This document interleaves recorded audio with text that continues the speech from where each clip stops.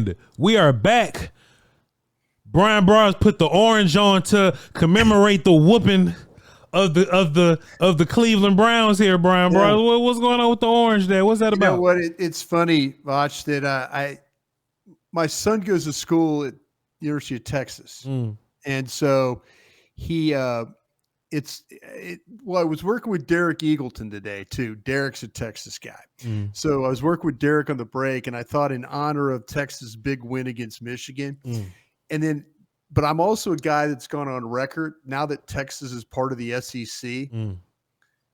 I can care less about Texas, but then the side of me is like, man, I'm happy for my son. Sure. I'm happy that he goes to a school that's their football program. Well, their overall program's just pretty damn good. I'm glad they're in the SEC. Oh, yeah. But it was just one of those things. I was trying to be nice to a couple of my like my son, and then be nice to my boss over there at DallasCowboys.com. So I thought you was making fun of the Browns, Bryan Broaddus. I thought you was trolling. If you go brown, this is like, it's got the burnt orange look, but if you go brown, you have to go what they call seal brown. Yeah. Like a seal. So yeah, I trust me, I am all about these uniform combinations and stuff like that. But good win for the Cowboys, man. Really good win. We went back and watched the tape, and I know you and I are going to chop that thing up right now. Bryan, when you had these week 1 games, if you had to decide, like if your last name, like if you was Coach Bryan Broaddus, you the head coach of the Cowboys, right? Yeah. In order to get your team ready, we're not doing preseason anymore, right? So we're a little rusty, maybe sort of Sure. Do you prefer, man, let me play the Giants that I feel like I can whoop them, and we're just kind of prepping ourselves, right? Even you'll look at some of these college teams like, okay, we're Alabama, but we're going to play Southwest Wisconsin week 1 to get us ready for LSU the next week. Would you rather play the Giants as a tune-up game, or do you think it's valuable to get hit in the mouth real early, with a really tough physical team? Me and you previewed this game to the nitty-gritty, and we feel like we was right on track. Everybody's talented except the quarterback. The quarterback ain't good, but everybody else is pretty talented in that situation. But that's still some good work from what that D-line can do to you, or those wide receivers can run around on you. And on a bad day, Jerome Ford can rack up yards on you, Bryan. Would you rather have the tough fight in week 1, or would you rather have a weaker team like a tune-up fight week 1? There are a couple of teams that feel really good about themselves right now. Like we saw one of those teams on Thursday night. Kansas City Chiefs have to feel good about taking on a quality Raven team and taking a really good punch from them. As much as I hate to say it, the Philadelphia Eagles have to feel good about, the last time we saw the Green Bay Packers. The Green Bay Packers were beating up our Dallas Cowboys. I think the Green Bay Packers, I think the Philadelphia Eagles have to feel really good about getting on a plane, going 9 hours, playing the game, being physical. There's some things that they didn't do very well on defense. I'm looking forward to going back and watching the tape and kind of seeing where they're at on that. I'm interested about their offensive line and how that played.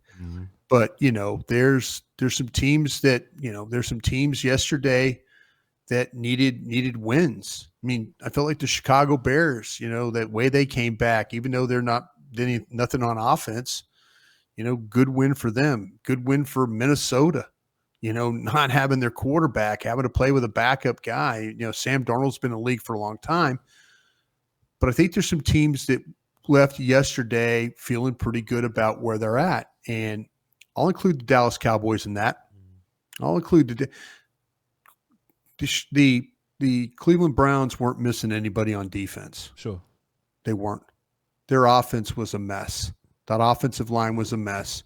They lose Njoku at a point in time in that game. But Dallas's defense, I thought, did a really nice job. I think Mike Zimmer had a great plan. I think the scheme was on point.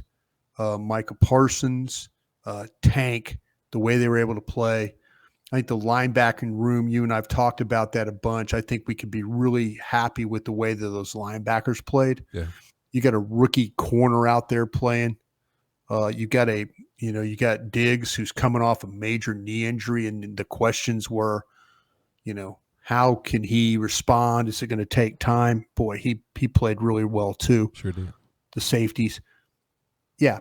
I think that you want a game where you can get hit in the mouth, but you find a way to get through it and you find a way to win it, and you win a game on the road. And you can say what you want to say about the Browns, and I've said it about them, their home record last year. Mm-hmm. They had some games where they played the Bears, the Jets, Arizona, late in the year where none of these teams were very good offensively. Sure.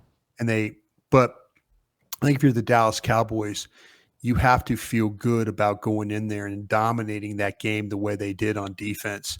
And then for one half of offensive football, look like a team that's going to be a hard team to deal with when things really kind of get going. Still the running game. I know you and I talked about it post game, but watching the tape, there's some things that they can absolutely do better in the running game. Mm-hmm. And hopefully they'll get that kind of going here. As it's so funny. We do this. You and I do this now. I mean, for our first year together though, and we're going to go through these games every week, and it seems like it's going to get tougher and tougher and tougher. But hopefully you get better and better and better as you go along. And boy, I'll tell you, but that was a nice win.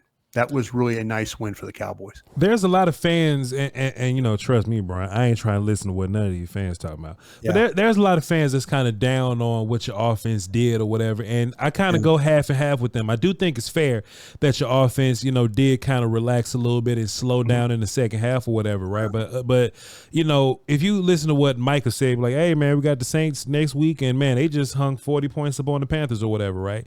Yeah. And me having this idea, because for the most of my Cowboy life, we always played the Giants week 1. Sure. I would feel much more proud about beating this Browns team. I would too. Than hanging 40 up on Carolina. I used to feel like, hey, let's beat this team that we're supposed to be. Let's get some confidence, and let's go into the next tougher games. But, man, Brian, we've seen what it looks like when the Cowboys will play like 4 easy games in a row. Mm-hmm. Then we get hit with like San Francisco or something, and now we going, damn, what we gonna do here? Man, right. I saw that we had 2 rookies that are able to deal with some all pro caliber players on that D-line, like some real dudes on that damn D-line. Right. I saw, my corners be able to run with some great route runners at receiver.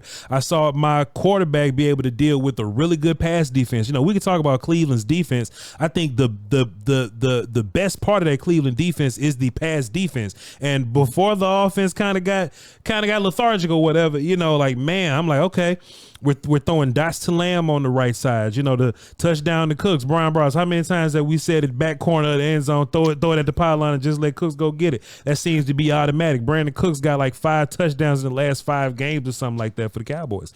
And okay, well, if Lamb can't get involved in the passing game, let's hand Lamb the ball and let him run the end around stuff. So, Lamb can't be the only receiver that can do it. Let's let Cooks be fast do the end, right?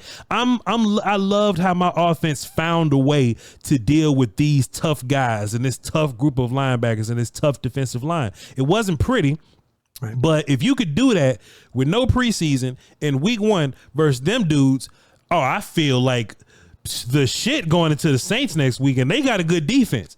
They got Cam Jordan, but Cam Jordan ain't Myles Garrett. You know what I'm saying? So, so now if I'm Tyler Guyton or something like that, right? Mm-hmm.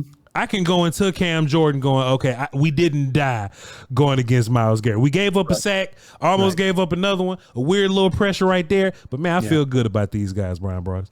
Yeah, no, I think you're clearly on to something there. And the thing watching Guyton, I said it's almost like him in a revolving door. He couldn't get out of the door. He was just, but that's just shows you, though, I thought he did a nice job as a run blocker. Sure. When he had the opportunity to come off the football and get into people, I thought he did a pretty damn good job with that.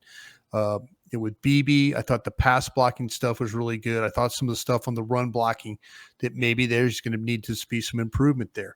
The second level stuff, getting guys secured, locating, sustain. I do like the way that Dallas tried to be somewhat creative, the pulls, the traps, the jet sweeps. the screens. I mean, anything to kind of generate some offense. What I really would have liked, Voch, and I know that I've been on a lot of platforms today, so some people, if you're listening to multiple platforms, thank you for doing that for us.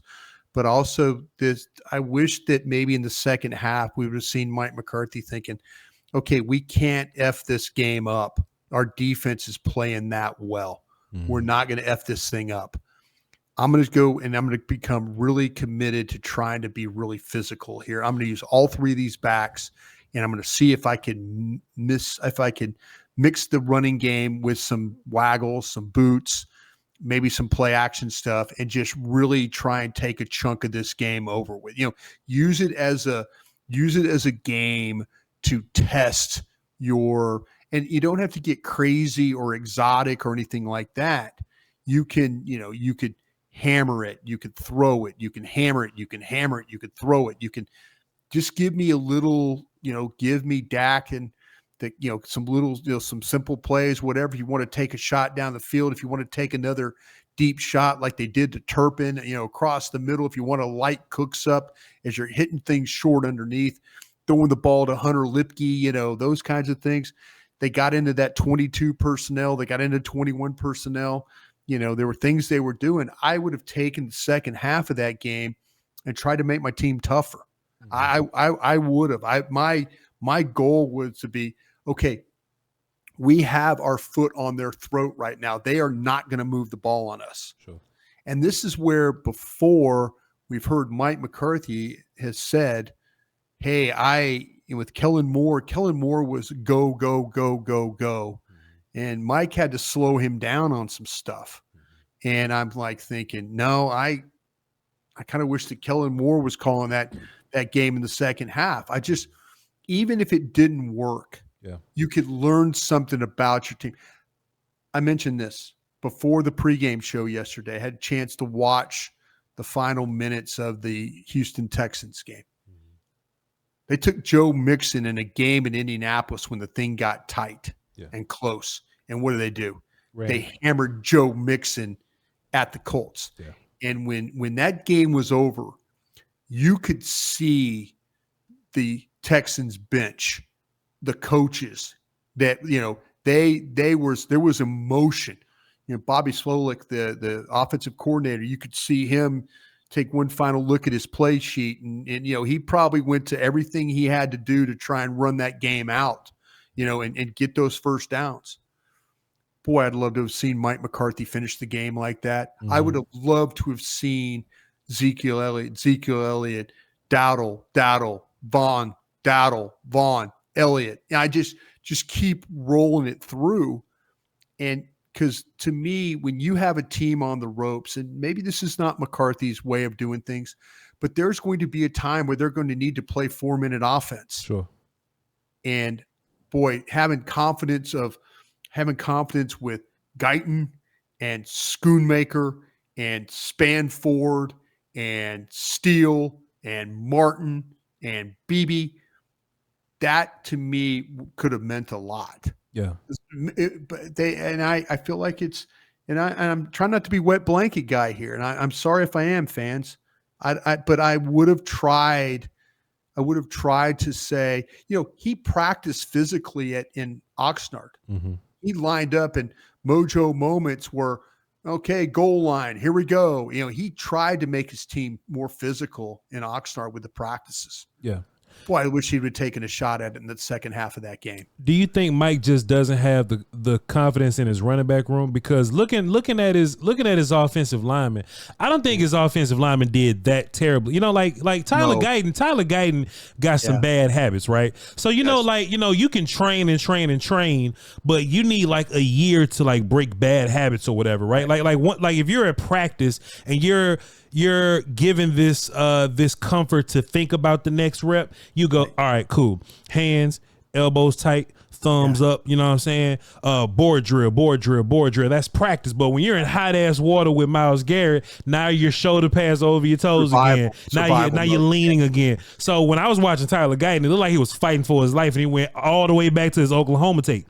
Yeah. You know what I'm saying? So all that Duke Manyweather secret sauce, it went away because he got into a real fight before. I think that's good though. Yeah. I think that's good because now you know what a fight is now. So when you go into these next fights, now you can bring your technique and your lessons with you. On that note, I think Terrence Steele did fine. I think he had a pretty good day. I was a big fan of Terrence Steele's work, and honestly, I was worried about Jim Schwartz putting Miles over there and rushing on Terrence Steele. He gave up the one sack, but overall, I think the run block and stuff that he was able to do, I think he was on point with that. It's never pretty with him. He's just not strong enough, but he's an athlete. He'll battle. He's going to get beat inside. He's probably going to give up a sack. But overall, though, for somebody that you were kind of worried about, he was just fine. He was just fine in that game. When it came to that second half, Brian, back on your point, do you think that, okay, we run the ball on first down, say it ends up being like 2nd and 9. Do you just feel like Mike McCarthy just didn't have the confidence to run it again to see if we can get to 3rd and 5? I was kind of hopeful that it would, you're thinking they're going to probably try and run out the clock. I think Mike showed some creativity with play calling. They had that drive that, I forgot how many plays it was, 70 something, but they have this drive where they're really kind of mixing things up. And I think that Mike was on it. He was calling screens. He called a draw. He called, throwing the ball with Dak. There was just, one of the best plays Dak had was the pass he threw to Brooks. Yeah. Well, the best play I think was the Cooks touchdown because I think they messed up. I don't know if you think the same way. I need to ask. I think they messed up the protection. They had enough guys to block the blitzer and they didn't block him. So when I was looking at it, Brian, did you think that it was a free rusher? So hold on, let's do something fun that ain't nobody else gonna do except doing our right podcast, right? Yeah. So Brian, it could be one or two things, right? Right. We can either slide everybody this way, right, and Dak's got the end guy on the line of scrimmage, and let that dude run free. But then in my mind, Broaddus, sometimes we're in these half slide situations, right? So in my mind, I'm like, okay, well, is this like Guyton there and Smith here? And then the backside is like 3-man sliding, and maybe we're just letting this dude go. In my mind, that'll make sense. But like if Rico was there, that would have made sense. Like if Rico was there to step up and get that linebacker. So I'm surprised that maybe that Dak wouldn't have moved Rico over. Yeah. You know what I'm saying? But maybe Dak knew that he had the matchup that he wanted. Of course, he had the matchup on the other side. Mm-hmm. See, that just doesn't seem – usually in those situations, you're absolutely right. You let the furthest guy go.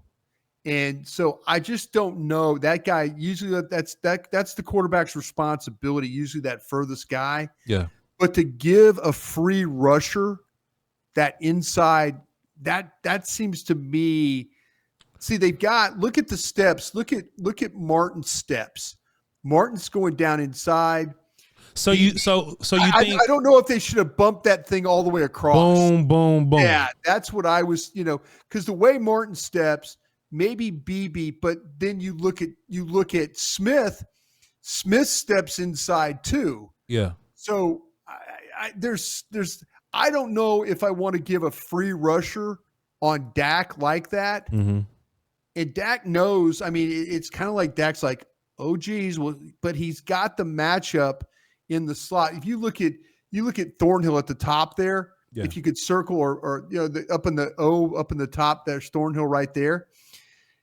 Watch Thornhill. He doesn't even move. I mean, Cooks is, it's like he's watching a fly ball go out of the, he's an outfielder watching a home run ball.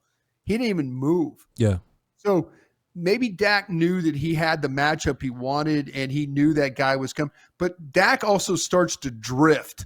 Watch him. He starts to drift to his left to kind of give himself a little bit more of an angle to throw that ball. Yeah. But I kind of feel like that if you're going to let a guy go, you let that what would be their right end and to you on that left side, the other side. I'm sorry, the other side over there. Yeah. Yeah. That's the guy I would let go and pick up everything inside, let that guy go, and then that way Dak can make the throw. And just me looking at it again, Brian, like BB stepping left. Pardon me, he's stepping right. See, it's funny because Martin is going inside. Watch his step inside. BB's kind of stepping inside. And to me, I wonder if everybody was supposed to step to their. I wonder if everybody was supposed to step to their right.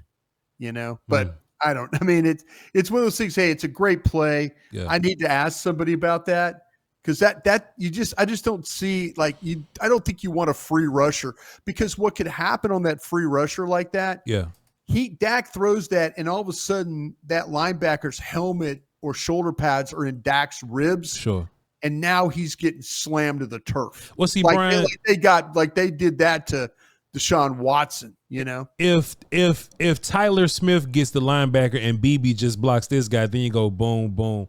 Yeah. Boom, and then you'll have it like blocked up perfectly. But for some reason, that just didn't end up being the case. But it doesn't seem right, but it ended up to being a really good play. Yeah. Because Dak got the matchup he wanted. He got Cooks on Thornhill. So, but that was one of those times where I'm thinking like, okay, well, did they miss a call and it worked out? Or is it something that's the scheme? You kick that guy, you let that free rusher through, and away you go. Mm-hmm. Man, Brian, this defense got a new superstar, don't it, man? I mean, I know it's only been one game, man, but you always came out and said, hey, man, you watched the preseason game where this kid played 6 plays and he had 3 tackles or something like that. You always come out and say that. Crazy. Man, DeMarvin Overshown, he was running all over the place, Bryan Broaddus. Yeah. All over the place, Bryan Broaddus. And we didn't see a whole bunch of Clark. Clark got in sometimes. Louis Fowl got a couple plays at the end. He did. But it was the Overshown Kendricks show. And when Kendricks got dehydrated, Vigil came into the game. So I thought that was interesting also. But DeMarvin Overshown, Bryan Broaddus, that dude, you see why the coaches and everybody was sick when he got hurt, man, because now he's in his big man or his bigger man body, and it seems like he has a knack for diagnosing, and his ass can run. Bryan Broaddus, tell us about Overshown. Yeah, I think the thing with Overshown, where and you're absolutely right about that, and basically a rookie. You know, I mean, was his first opportunity, in real football, and his ability to close ground. I'll tell you the violence that he plays with. Yeah. There were there's some guys that missed some sacks. Parsons missed some sacks. The Tank had a chance for a sack. You saw form tackling. You saw violent tackling. You saw a player that can cover some ground in Overshown. And you know what? You saw a guy that played with awareness and instinct. And I mean, he is one of those guys that look at they got. Okay, here we got a back in the backfield. I mean, well, excuse me, go back. That's that number 3. That's Judy. So Judy's in the backfield. Okay, so Overshown's looking at that, and look at him widen. Do you see what he just did? Yeah. Judy took a step. Now, what they're going to try and do is they're going to try and pick Overshown. They're going to try and pick Overshown. There's going to be a tight end that comes up the field right there. That's a pick to get the ball. He beats the pick. That's right there in Njoku. He beats the pick of Njoku because they're going to throw the ball to the flat with Judy coming out of the backfield. Overshown reads the alignment, gets through that, and then boom, he's going outside to make the play. Yeah. A really nice job on his part of showing awareness, and then his ability to be able to make those to make the read and then to get over and make the tackle. Yeah. And Brian, you just mentioned something. I said this earlier, my audience, we all just come together, watch film and learn together. But I think you can see the coaching in the whole linebacker room now, just seeing Overshown ID this and then break down before he tackles. Not a whole bunch of running past people. He's break down and then go wrap up and make the tackle. Just form tackling, technique, violence, and then patience, man. I'm just watching this dude, Bryan Broaddus. I'm just watching. I'm trying to find this money play. Where's the one that just went viral? Everybody was looking at it. Was it this? No. Well, the Browns were going the other way. So I'm trying to remember. I can pull it up on my notes. That's the sack. Here it is right here. No. Yep, this is it right here. This kid just Come on, Brian, what are we doing, man? And I'm like, this reminds me of when Jalen Smith, when he was really good, beating Watson to the pylon back when, Watson was really good. But just being able to have this kind of speed, Bryan Broaddus, this kind of ID and this kind of speed. Visuals on the field with him, not Kendricks. But I'm like, man, this linebacker room is just night and day from what it was last year, Brian. Yeah, they really, and we're gonna get an end zone copy of this one. Oh, hell yeah. Okay, here we go. Okay, yeah, I was trying to figure out yesterday who 41 was. Visual, the number change. Okay, look at. Okay, now this is interesting. Watch this go back if you could. Can you run it back?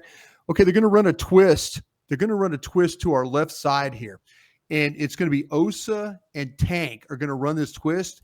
And what happens is it gets wadded up, and that immediately allows Watson to get to the outside. Well, okay. You have a problem there because now he's able to get to the edge because everything gets wadded up. Watch what happens, as you mentioned, with 13. Like, this looks like it's going to be a terrible situation for Dallas. And this number 13 comes like he's fired out of a cannon. And that play, you're thinking, oh my gosh, that thing gets to the edge. He's going to run for a first down because you lose contain. Yeah. But the speed of 13, his ability to rally, to run, to chase, it prevents Watson sees him so fast he's thinking, oh, I got to get to the sticks. And then he's like, oh no, I got to throw this ball. Yeah. And nobody's open. Vigil does a great job of turning back and picking up his guys. You got Lewis picking up a guy down the field here as well. But Watson right now is thinking, I'm going to run for this first. And then all of a sudden he sees this blur from the middle of the field, and he's like, oh, damn, I got to throw this thing, and he can't. Yeah.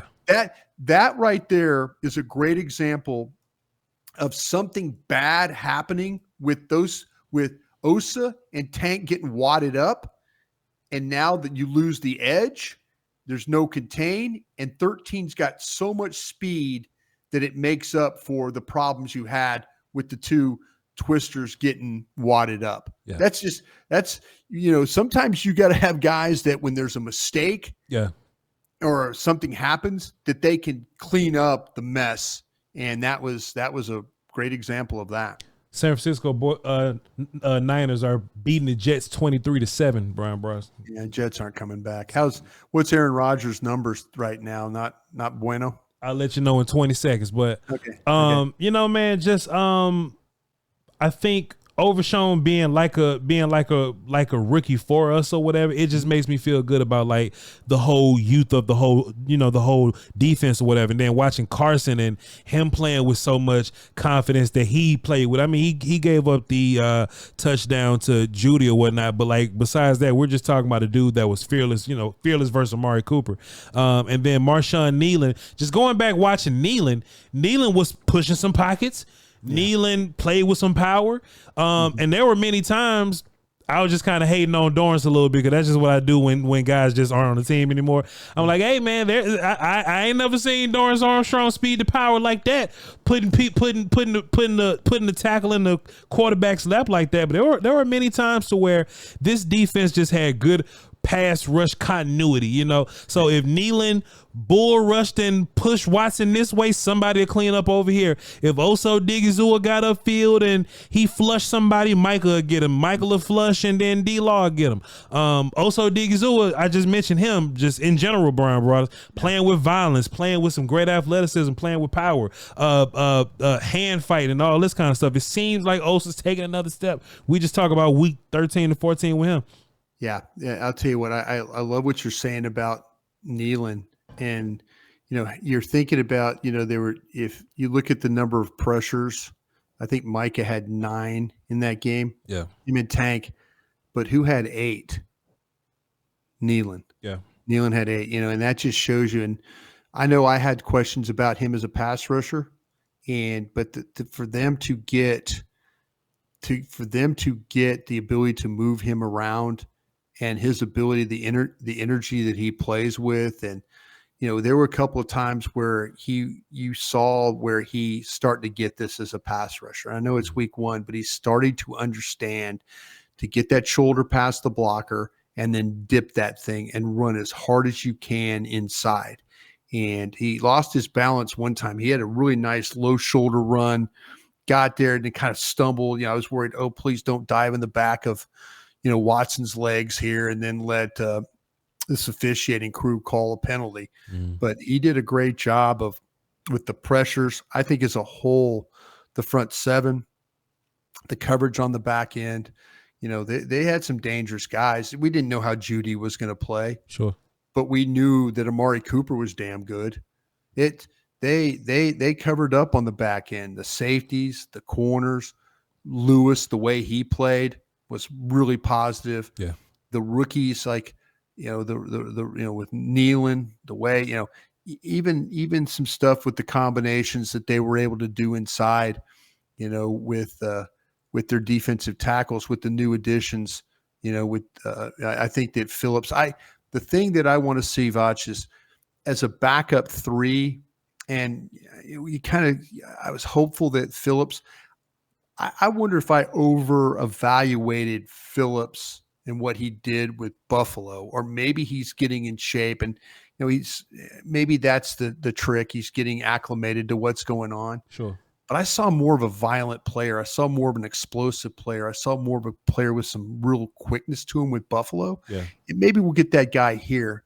But to me, it was kind of like I was watching those two big tackles play, and it was okay. But maybe I'm expecting too much out of Phillips, and hopefully there'll be some games where all of a sudden, he shows up and, man, he's like he was at Buffalo, where he's destroying blockers and getting up the field and causing pressure and those kinds of things. Maybe he has to get into a rhythm, Yeah, I think that's very, very fair with Linville Joseph. I mean, that's a massive dude. Yeah. That's just a massive, hard guy to kind of move.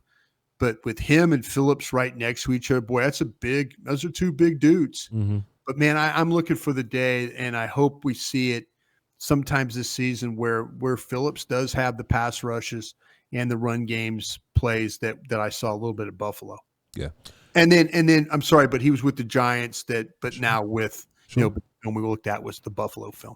Sure. And, to be fair, that's a lot of change in a little bit of time. But I was under the impression, just hearing what guys were going to say about the defense this year, I was under the impression that the D-line was going to be a lot more patient. It was going to be a lot more reading and shedding blocks. And these dudes was out here kicking ass, Bryan Broaddus. So maybe they did a good job of keeping that secret from us or whatever. But this seems to be a defense that Jordan Phillips would fit right into, So maybe it'll take a couple more weeks or something like that. Maybe they double team. There's about 3 or 4 minutes I just went through on Jordan Phillips that we're probably not going to get back, but I wanted to.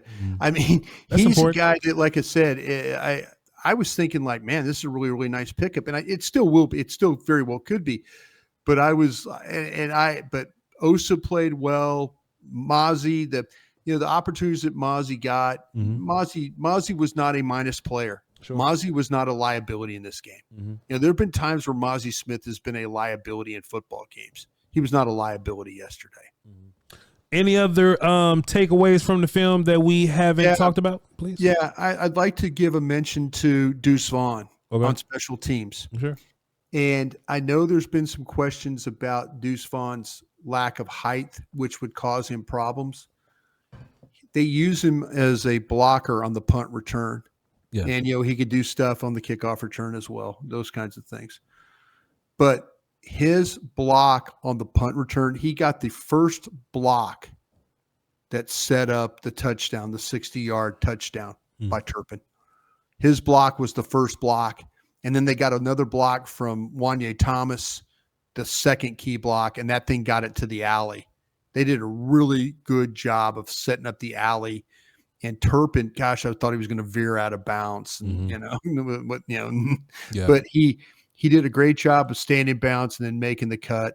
That was, special teams is going to be, you got this kicker that's amazing. You've got this returner. They could have returned the opening kickoff for a touchdown if Wanye Thomas would have had just a little bit better sustain. He did get a block I mentioned on the punt return. But if he could have got just a little bit better sustain on the first kickoff, That thing could have been midfield or maybe a touchdown. They would have been on Hopkins, the kicker. That's how clear it almost broke. So, they had some penalties, had too many penalties. Is this okay, yeah, we're going to get the end zone copy of this. I love when you do this, by the way. Hey, man, we need to break just film down one day and do this. Maybe one day. Hell yeah, let's do it. Okay, we're going to get, here's the kick. And it's going to, the punter's kind of disappointed that he didn't do great. So he's late getting over. Yeah. But let's go back if I could, if you could, and I'll stop it. Okay, look at Deuce Vaughn. He's coming back, okay? We're going to stop it right. Okay, here comes the ball, and there's going to be a block. There's going to be a block right there on the logo. And that as you run it, you're going to see, right in that area. He's like right there, Deuce Vaughn right there. There you go. And it gets it to the alley. Yeah. And then you get a kick out block as well. And so now you've got the situation where you've got a seal, as they say, a seal inside.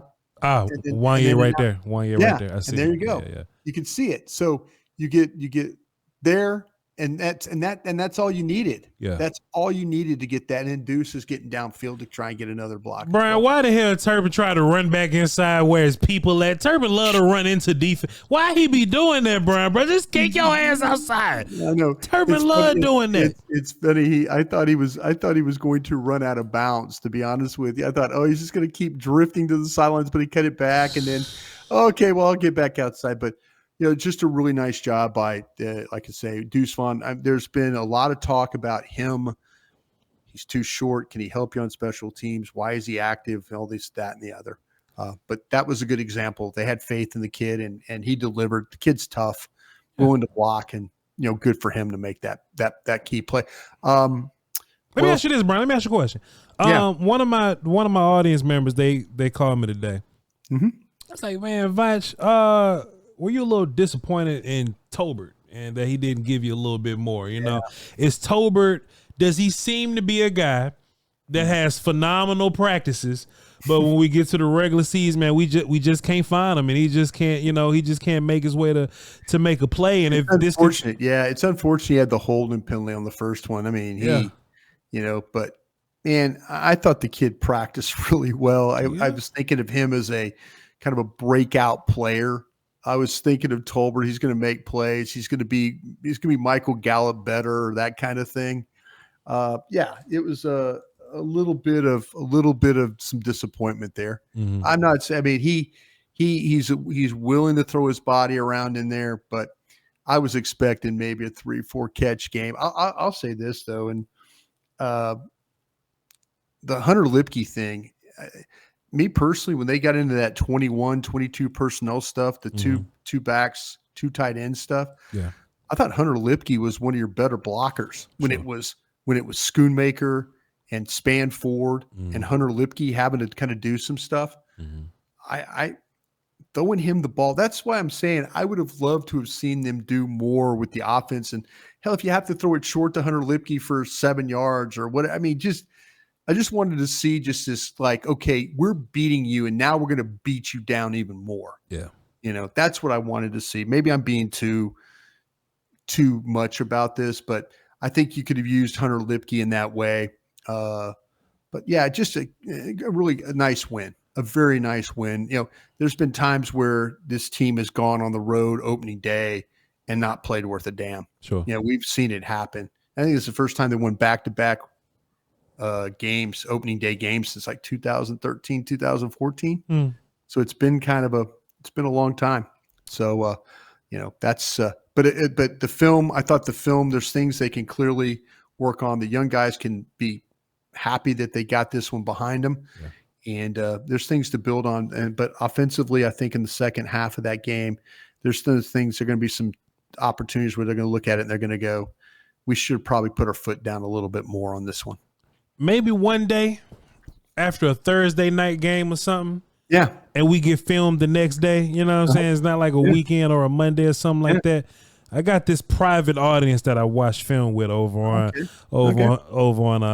patreon.com/Voch Lombardi. We watch film over there. Maybe one day we'll just sit back. I'd love to. And just watch some film, Bryan Broaddus. We'll do it like Absolutely. that. Yep. But besides that, though, man, another good show in the books. Cowboy W will come back tomorrow. We'll find something to talk about. I'm sure it's gonna be. I'll have some questions for Voch tomorrow. How about that?